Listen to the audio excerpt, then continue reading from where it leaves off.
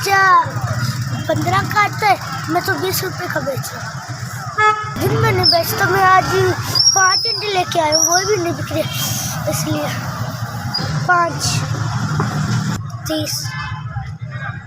30 थे, अब 5 4 3 बेच दिए।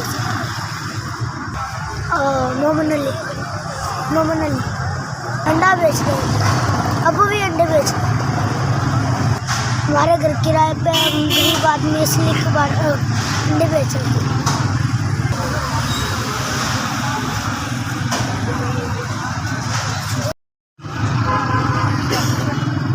2000 रुपये। अल्लाह जिसने मुझे 2000 रुपये दिए उसको अल्लाह ज़िंदगी दे और दे। SBI साहब की बहुत मेहरबानी, आपको मुझे 2000 रुपये दिए।